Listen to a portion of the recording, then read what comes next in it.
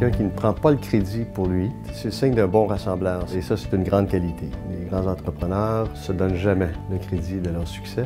Donc, c'est quelqu'un qui prône l'esprit d'équipe et ça se sent au sein de son entreprise. Puis je pense que c'est ça qui fait sa grande force, c'est les employés, les gens qui l'entourent. Il nous stimule constamment et nous challenge constamment, même dans notre domaine d'expertise. Parce que même s'il dit qu'il n'est pas expert dans l'ensemble des secteurs, il connaît très bien ses dossiers. Puis une des qualités premières d'un gestionnaire, c'est d'accepter d'engager des gens qui sont plus forts que soi. La journée que tu as l'humilité d'accepter ça, c'est là que tu progresses énormément. Mais il faut que tu aies la confiance d'accepter ça également aussi.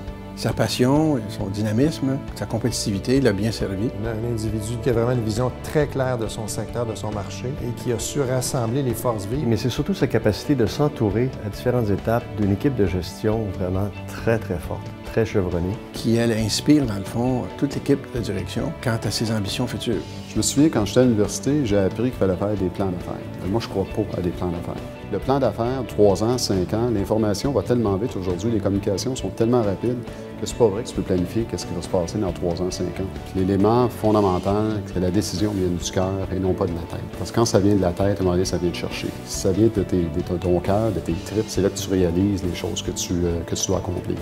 C'est le fait qu'il est heureux à tous les jours de sa vie. C'est le fait qu'il rentre au travail, puis qu'il a du fun, qu'il aime son équipe. C'est quelqu'un de sensible au départ, puis ça fait aussi de lui un bon entrepreneur. Je sais que c'est un type qui est très dynamique et je sais que foncièrement dans son travail, il me semble un type qui est très heureux. Alors moi, je lui souhaite de continuer à être heureux. Je sais que ton rêve, c'est de laisser à cette période de vie-là une vision différente, que la vieillesse, non, c'est pas être malade.